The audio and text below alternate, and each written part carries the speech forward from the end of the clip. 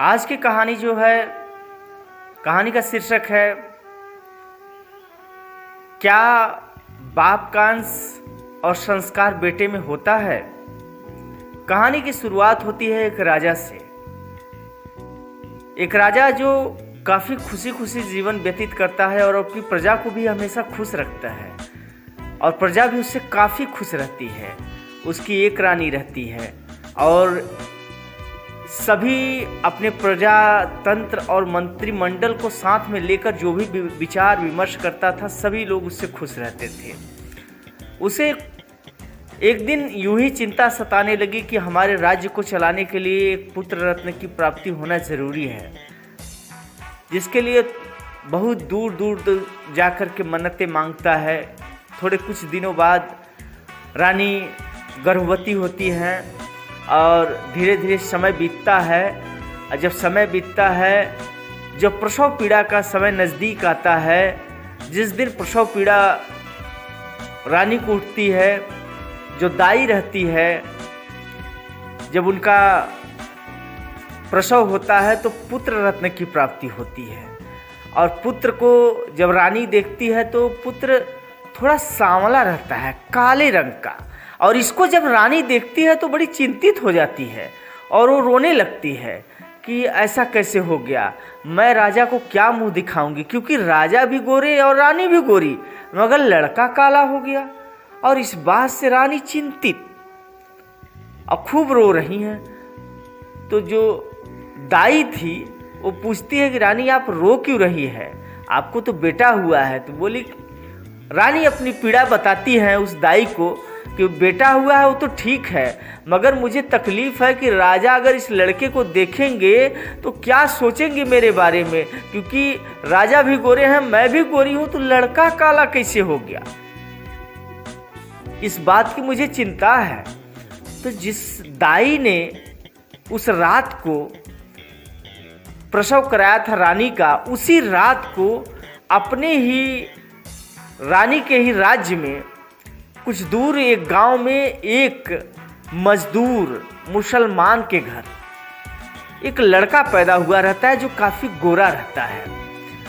वह रानी को धीरे से बताती है दाई कि रानी अगर आप कहें तो जो उस मुसलमान के घर, जो कि एक मजदूर है, लड़का पैदा हुआ है लेकिन गोरा है, देखने में राजकुमार लगता है, कहिए तो मैं लड़का आपका बदल दूं, आपका लड़का जो सांवला है उसके यहाँ रख दूं और उसका लड़का आपके यहाँ रख दूं। तो रानी को ये आइडिया अच्छा लगा कि राजा मुझे कुछ कहेंगे नहीं क्योंकि लड़का गोरा हो जाएगा। सेम यही काम दाई ने किया। रात के समय जाकर के धीरे से, न वहाँ किसी को मालूम चला और यहाँ सिर्फ रानी जानती थी, और जाकर के बच्चे को बदल देती है। मुसलमान का लड़का राजा के घर आ जाता है और राजा का लड़का मुसलमान के घर, और दोनों का लालन पालन अपने अपने तरीके से होने लगता है। जब दोनों लड़के धीरे धीरे बड़े होने लगते हैं, जब 5 साल के होते हैं, तो जो राजा के यहाँ लड़का पढ़ रहा होता है, जो मुसलमान मजदूर का लड़का होता है, वो काम में भी उसका पढ़ाई लिखाई में मन नहीं लगता है, वो हमेशा जो है कि दूसरी ही दुनिया में व्यस्त रहता है। और इसी तरह से मुसलमान के यहाँ जो लड़का राजा का पल रहा था, वो हमेशा पढ़ाई लिखाई और अच्छे कार्यों में व्यस्त रहता है।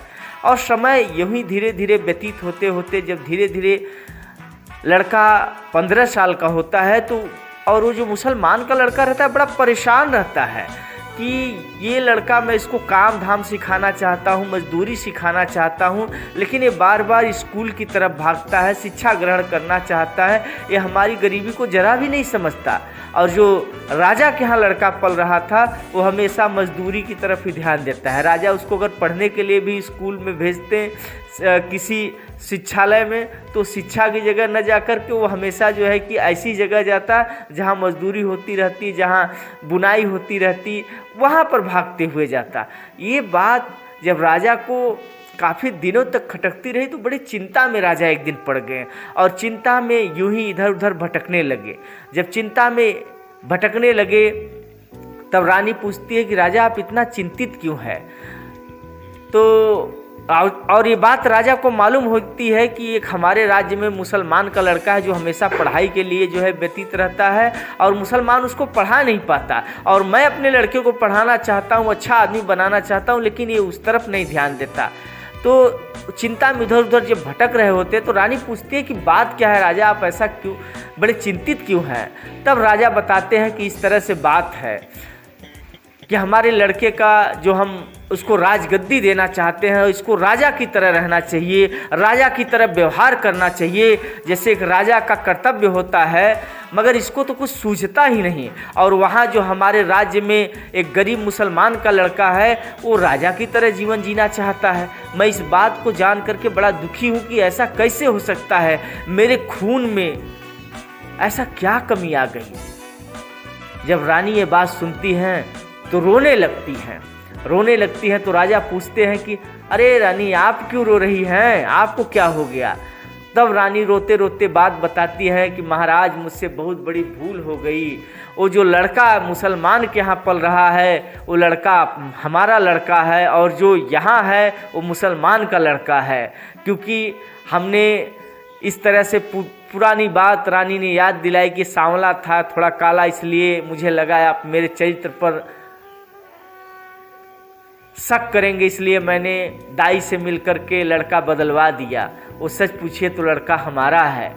तब राजा का दिमाग खुलता है, बोला कि वही तो मैं सोच रहा हूँ कि हमारे खून में इतनी बड़ी कमी कैसे हो सकती है। तो दोस्तों कहानी कहने का अर्थ इतना ही है कि वाकई में बाप का अंश और संस्कार बेटे में होता है।